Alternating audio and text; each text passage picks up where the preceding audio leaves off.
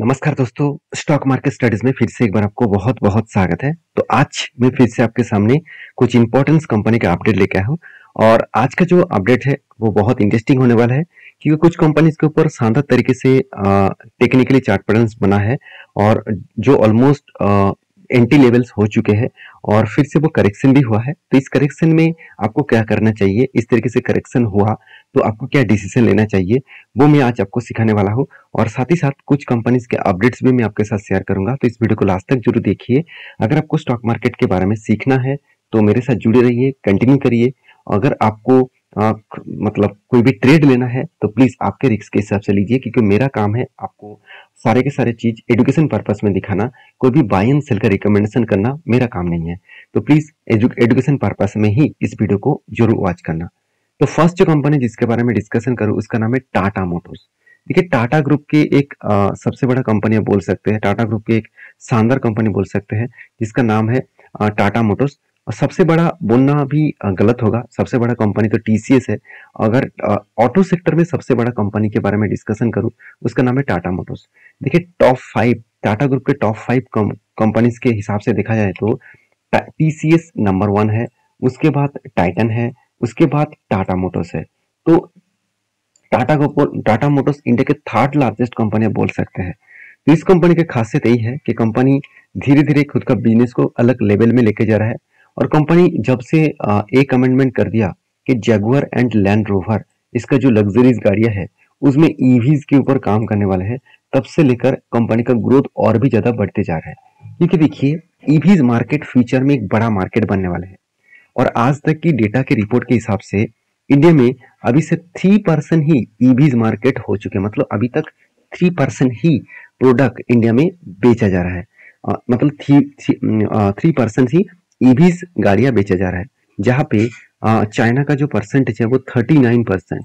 तो सोचिए कितना बड़ा अंतर है। आज वर्ल्ड के नंबर 1 पॉपुलेशन कंट्री होने के बाद भी जो 3% के ऊपर अटके हुए हैं, तो सोचिए उसमें ग्रोथ होने का कितना बड़ा चांसेस है। आज देखिए, हर जगह पे लोग जब गाड़ियां खरीदारी कर रहे हैं, मैं देख रहा हूँ, तो पेट्रोल डीजल गाड़ियां लेने से पहले वो ये भी सोच रहे हैं कि मैं ईवीज ले लूं। तो ईवीज लेने से वो हिचकिचा रहा है, इसीलिए क्योंकि कंपनीज का मतलब लोगों का जो कहना है कि चार्जिंग पॉइंट्स, अगर चार्जिंग पॉइंट ज्यादा हो तभी तो ईवी खरीदारी करेंगे। क्योंकि अगर मान के चलिए मैं रास्ते में किसी लॉन्ग जाने के लिए चला गया और वहाँ पे चार्जिंग स्टेशन नहीं मिला तो मैं तो बर्बाद हो जाऊंगा, क्योंकि मुझे मेरा तो गाड़ी तो रुक जाएंगे। तो इसीलिए वो ईवीज गाड़ी लेने से थोड़ा सा रुक चुके हैं। तो अभी टाटा पावर ने क्या बता दिया, टाटा ग्रुप के टाटा पावर कंपनी ने ये बता दिया कि उसका टारगेट है 2025 तक वो 1 लाख टोटल चार्जिंग स्टेशन बनाएगा। तो सोचिए, जब चार्जिंग स्टेशन इतना बढ़ेगा, देखिए सिर्फ टाटा पावर का तो टारगेट इतना है, बाकी और भी कितने सारे कंपनीज है जो इस सेक्टर में है, जैसे अदानी भी है, रिलायंस भी है, साथ ही साथ बीपीसीएल है। और देखा जाए तो इस तरीके से बड़े बड़े कंपनीज और गवर्नमेंट कंपनी भी चार्जिंग स्टेशन बनाने के लिए तैयार हो चुके हैं। तो जब चार्जिंग स्टेशन बढ़ेगा तो गाड़ी का डिमांड भी बढ़ेगा और इसका परसेंटेज भी मैं आपको बोल चुका हूँ।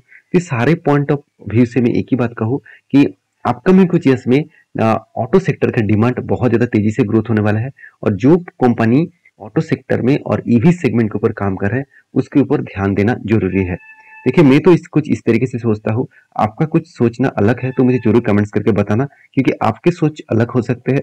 उस सोच के हिसाब से भी मैं ऑब्वियसली स्टडी करूंगा। ठीक है, अगर आपका सोच अच्छा लगे तो उसके ऊपर स्टडी करके मैं जरूर आपके सामने डिस्कशन भी करूंगा। तो प्लीज कमेंट जरूर करिएगा, आपका कोई ओपिनियन है तो नेक्स्ट जो मत सॉरी इस कंपनी का जो खासियत है वो मुझे इस जगह पे लगा। अब ध्यान से देखना, एज ए इन्वेस्टर जो पहले 13% 14% के आसपास एफआईएस ने होल्डिंग करके रखे थे, वो होल्डिंग्स को बढ़ाकर 17.5% कर दिया। और जो डीएस के पास होल्डिंग्स 11% 13% के आसपास होता था, आज वो 17.5% के आसपास हो चुके हैं। तो सोचिए, तो गलती किसने किया, गलती पब्लिक ने किया, क्योंकि पब्लिक के पास होल्डिंग्स ज्यादा होना चाहिए था, वो खुद माल बेचकर उसका होल्डिंग्स कम कर चुके हैं। तो यही मैं बार बार बोलता हूँ, पब्लिक तब खरीदारी करते हैं जब शेयर टॉप में होता है और इंस्टीट्यूशन कब खरीदारी करते हैं, जब शेयर डिस्काउंट में होते हैं। तो आपको एज ए इंस्टीट्यूशन के हिसाब से सोचना चाहिए। कंपनी में अगर दम है, अगर उसको डिस्काउंट में मिल रहा है तो वो उस कंपनी के ऊपर खरीदारी करना चाहिए। देखिए, हम लोग को प्रॉब्लम क्या है हम जानते हैं। हम लोग जब शेयर भागते रहते हैं, हम लोग को यही लगता है कि वो कंपनी बेस्ट है, वो कंपनी बहुत शानदार है। और वही शेयर अगर गिरने चालू कर दिया तो वो कंपनी बेकार बन जाएगा। चाहे वो टीसीएस हो, चाहे वो रिलायंस हो, चाहे वो एचडीएफसी हो, चाहे वो टाटा मोटर्स हो। तो इतनी बड़े बड़े कंपनीज के ऊपर इस तरीके से आरोप लगाना मेरे हिसाब से ठीक नहीं है। और इस तरीके से आरोप लगाते चले जाएंगे तो आप कभी भी ट्रेडर नहीं बन पाएंगे, कभी भी कोई भी स्टॉक के ऊपर इन्वेस्टमेंट नहीं कर पाएंगे। अगर आप इन्वेस्टमेंट करेंगे भी, वो भी टॉप लेवल में, जहां से आपको करेक्शन होगा तो आप लॉसेस में बेचेंगे, उसके बाद स्टॉक मार्केट को जुआ कर कह के मतलब बाहर हो जाएंगे। तो आपको हमेशा एज ए इंस्टीट्यूशन के हिसाब से सोचना चाहिए। वो हमेशा डिस्काउंट में माल खरीदते हैं। तो इस कंपनी के में एज ए लास्ट कुछ फ्यू मंथ्स का जो डेटा है उसके बारे में बात करते तो मई जून जुलाई, ध्यान से देखना इस चीज को। मई जून जुलाई में क्या हुआ, सेल ऑफ हुआ। क्यों सेल ऑफ हुआ उसका कारण भी दिखाऊंगा। उसके बाद देखिए अगस्त मंथ में तगड़ा बाइंग हुआ। और अब यहाँ पे बाइंग की भी क्यों हुआ वो भी मैं आपको दिखा देता हूँ। चलो आपको मैं चार्ट पैटर्न के ऊपर लेके जाता हूँ। तो चार्ट पैटर्न कुछ इस तरीके से बना। तो कौन सा मंथ मैंने आपको बताया, मई जून जुलाई। चलो मैं आपको दिखा देता हूँ मई जून जुलाई। और यहाँ पे देखिए मई जून जुलाई, यहाँ पे इस तीनों मंथ में क्या हुआ, इस जगह पे अच्छा खासा सेल ऑफ हुआ। छोटा मोटा नहीं, अच्छा खासा सेल हुआ। क्यों हुआ, क्योंकि यही रेंज इसके लिए एक स्ट्रॉन्ग रेजिस्टेंस था। 530 के आसपास स्ट्रॉन्ग रेजिस्टेंस था। उसको उसके जाने टेस्ट होने के बाद यहाँ पे बहुत सारे लोग प्रॉफिट बुकिंग किए। तो इसी जगह पे देखिए प्रॉफिट बुकिंग अच्छा खासा हुआ। उसके बाद देखिए कंटिन्यूसली जर्नी भी स्टार्ट हुआ। और अगस्त मंथ में यहाँ से लेकर कंपनी के ऊपर तगड़ा बाइंग स्टार्ट हो गया। यहाँ पे वॉल्यूम भी यही बता रहा है, इस जगह पे अच्छा खासा बाइंग हुआ है। क्योंकि देखिए जब बार बार इस चीज को ध्यान से देखना, यहाँ पे देखिए बार बार जब इस तरीके से भिक्स बना था, इस तरीके से जो हैमर जैसे कैंडल बन रहा था, इस तरीके से देखिए बार बार इस तरीके से कैंडल्स बना जिसको हैमर कैंडल कहा जाता है। इस तरीके से अगर हैमर कैंडल बने तो सोचना इस लेवल को वो बार बार रिटेस्ट कर रहा है। इस मतलब इस जगह पे वो बार बार सेलर आना चाहते हैं, मगर इतना ज्यादा बायर है उसको ऊपर ले जाने के लिए तैयार हो चुके हैं। तो मेरे हिसाब से एक बिग टारगेट अचीव तो होगा जरूर। क्योंकि बहुत सारे लोग मुझे कमेंट्स किया सर अपने cup with handle, sorry shoulder come head come shoulder का जो पैटर्न्स मैंने आपको आप मतलब क्रिएट करके दिया, जो लेवल्स मतलब मैंने क्रिएट नहीं किया, यहाँ पे बना था, उसको मैंने आपको सिर्फ ड्रॉ करके दिया। तो उस लेवल में मैंने जो यहाँ पे एंट्री लिया था वो एंट्री इस जगह पे हुआ। और मेरा जो टारगेट बनेगा वो करीबन 700 के आसपास टारगेट बनेगा। तो इस टारगेट को मैं फॉलो करके चल रहा हूँ, चाहे वो कुछ टाइम भी लगे, कुछ यहाँ पे होल्ड भी करे, कुछ भी करे, मैं इतना टारगेट जब तक ना देगा तब तक मैं होल्ड करूंगा। तो यहाँ तक टारगेट बनेगा तो ऑलमोस्ट मुझे 31% के आसपास टारगेट मिलेगा। तो ये था फर्स्ट कंपनी। तो आपका क्या राय है इस कंपनी के ऊपर जरूर कमेंट्स करना। नेक्स्ट जो कंपनी है वो है लक्ष्मी ऑर्गेनिक्स इंडस्ट्रीज लिमिटेड। देखिए लक्ष्मी ऑर्गेनिक इंडस्ट्रीज लिमिटेड ये भी केमिकल सेक्टर से बिलोंग करते हैं। ये भी क्यों बताया, क्योंकि जितने सारे स्पेशलिटी केमिकल्स के ऊपर काम करने वाला कंपनी है वो सारे कंपनी का हालत खराब है। और इसी के चलते हुए इस कंपनी का भी थोड़ा सा ऊपर प्रेशर है, थोड़ा सा नहीं ज्यादा ही प्रेशर है। क्योंकि बहुत कंपनी छोटा है, जब छोटे कंपनी के जब बड़े से बड़े कंपनी का सेल डाउन हो रहा है सेक्टर वाइज, तो छोटे कंपनी के ऊपर तो और भी प्रेशर होगा ना। तो मान के चलिए आपका मतलब आप जहाँ पे रहते हैं वहाँ पे एक बड़े से शोरूम है, ठीक है, वहाँ पे गारमेंट्स बेचते हैं। तो मतलब गारमेंट्स का प्रोडक्ट यहाँ पे बेचा जाता है। और आपके बाजू में एक छोटा सा दुकान है वो भी गारमेंट का है। तो सोचिए मार्केट में अगर गारमेंट का डिमांड कम हो गया, लोग खरीदारी कम कर दिया, तो ये जो बड़े जो मॉल्स में जो माल वो प्रोडक्ट जो बेचते हैं, मान के चलिए यहाँ पे पर डे 1000 कस्टमर को वो माल बेचते हैं। और इस छोटे दुकान में मान के चलिए पर डे 20 कस्टमर को माल बेचा जाता है। तो दोनों में फर्क तो सेम टू सेम है। अगर यहाँ पे मान के चलिए बड़े जो शॉपिंग मॉल है वहां पे मान के चलिए कस्टमर आना कम कर दिया, बिजनेस कम हुआ, अगर वहां पे मान के चलिए 300 कस्टमर आ रहा है, तो क्या आपके पास भी 20 कस्टमर आएगा? बिल्कुल नहीं, आपके पास तो और भी कम आएगा। क्योंकि मार्केट में डिमांड के ऊपर सब कुछ चलता है। डिमांड कम हुआ तो बड़ी कंपनीज भी घाटे में रहेंगे, छोटे कंपनी और भी घाटा में रहेगा। शायद इस कंपनी का 2-3 ही कस्टमर आए तो कितना बड़ा घाटा होंगे आप सोचिए। तो इसी तरीके से लक्ष्मी ऑर्गेनिक्स जो है, जो कंपनी एक्चुअली देखा जाए तो लक्ष्मी है, ऐसे नहीं कहूंगा कि कंपनी लक्ष्मी नहीं है, ऑब्वियसली कंपनी लक्ष्मी है। तो इस लक्ष्मी कंपनी के ऊपर आज तो प्रेशर है, आज लक्ष्मी का ऊपर थोड़ा सा भारी पड़ रहा है। तो फिर भी आज नहीं तो कल लक्ष्मी ऑर्गेनिक्स अच्छा खासा ग्रोथ करने का पोटेंशियल रखते हैं। कि मैं इतने बात बता रहा हूँ क्योंकि देखिए कंपनी के जो सेल्स का डेटा है, ध्यान से इस चीज को देखना। कंपनी सेल्स तो कम किया मगर उतना ज्यादा सेल्स कम नहीं किए। पिछले बार का जो सेल्स था 757 और इस बार कंपनी सेल्स हुआ 734। इसका मतलब सेल्स में करेक्शन तो हुआ है मगर उतना ज्यादा नहीं। तो एक्सपेंस के बारे में बात करूँ तो 656 से लेकर 656 ही एक्सपेंस हुआ। देखिए खर्चे को मतलब माइनस करने के बाद कंपनी के हाथ में जो प्रॉफिट आया वो देखिए एवरेज और नेट प्रॉफिट जो है वहाँ पे 30% सॉरी 50% के आसपास करेक्शन हुआ। तो इसके चलते थोड़ा सा प्रेशर तो बनेगा।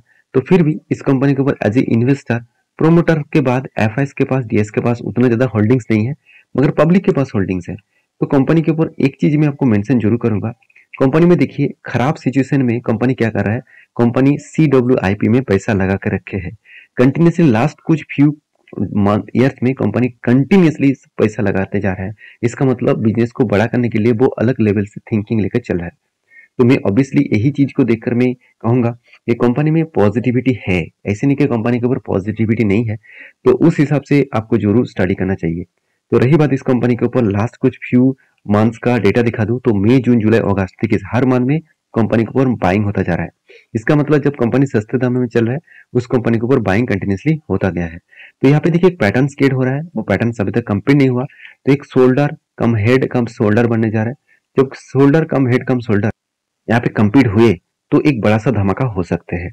तो नेक्स्ट जो कंपनी जिसके बारे में डिस्कशन करें उसका नाम है MCX मतलब मल्टी कमोडिटी एक्सचेंज।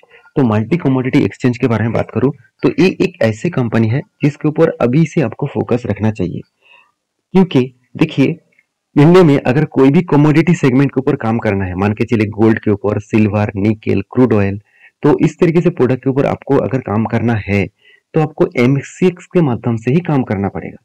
तो M6 के माध्यम से काम करना पड़ेगा तो इसका फायदा डायरेक्टली होगा।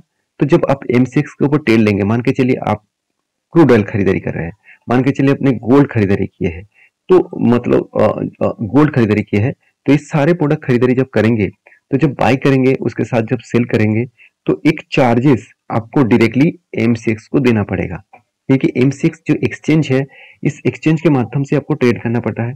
तो मतलब सोचिए एक एक्स्ट्रा बेनिफिट कंपनी को डायरेक्टली मिलेगा। आप खुद ही देख सकते हैं the multi commodity exchange of India limited is India's first listed exchange. It is the commodity derivatives exchange that facilities online trading of commodity derivative products. मतलब आप गोल्ड दुकान में जाकर खरीद सकते हैं।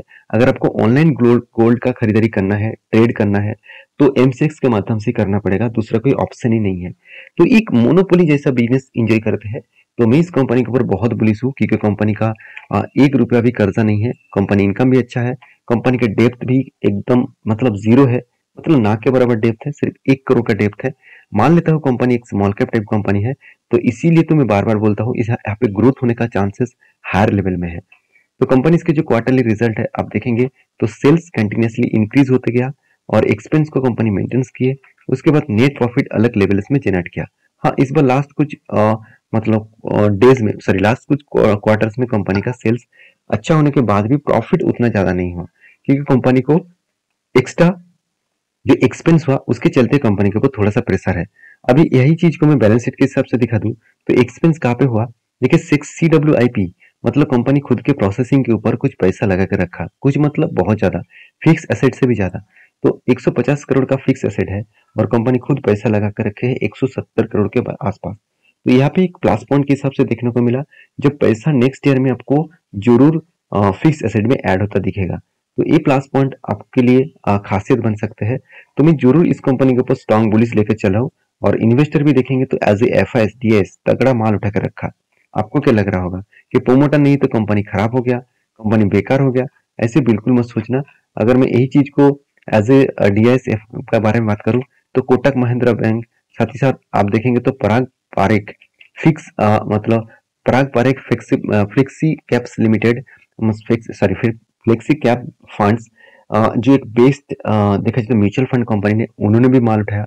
निप्पॉन लाइफ ये भी माल उठाया जो रिलायंस ग्रुप की कंपनी है। तो ICICI पोटेंशियल जो फ्रैंकलिन है वो भी माल उठाया।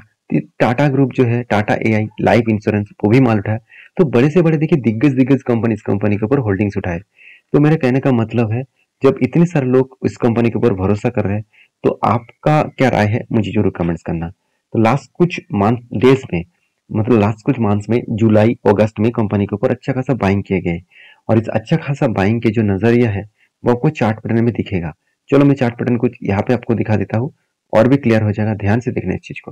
देखिए क्या क्या बना, एक कप बना, उसके बाद 1 2 3 बार हैंडल बना और उसको ब्रेकआउट यहाँ पे किया और उसका कंफर्मेशन इस कैंडल ने किया। तो मैं आपको बहुत बार बोल चुका हूँ, जब हायर लेवल में ब्रेकआउट कंफर्मेशन होता है तो इंतजार करना, जो थोड़ा सा करेक्शन होंगे तब एंट्री लेंगे। तो मैं यहाँ पे तो एंट्री ले चुका हूँ इस जगह पे, और भी करेक्शन होता तो और भी कुछ एवरेज कर लेता। तो मुझे लगता है थोड़ा सा और भी करेक्शन होने का चांसेस भी है। अगर इसको रिटेस्ट करके यहाँ तक टारगेट बने तो ऑलमोस्ट टारगेट जो है वो 22% का टारगेट बन सकते हैं। टारगेट कितना आएगा, 2035 के आसपास। जब ब्रेकआउट हुआ था तब भी मैंने आपको मेंशन किया था और मैंने आपको टेलीग्राम में अपडेट भी दे चुका हूँ, जाकर जरूर चेकआउट कर सकते हैं। तो ये तो था 3 कंपनीज। लास्ट जो कंपनी जिसके बारे में बात करूं उसका नाम है जुग डेकोर लिमिटेड। इस कंपनी के ऊपर बहुत बार मैं चर्चा कर चुका हूँ। इस कंपनी हर 100 शेयर में आपको 15 शेयर एक्स्ट्रा बोनस के हिसाब से देने वाले हैं।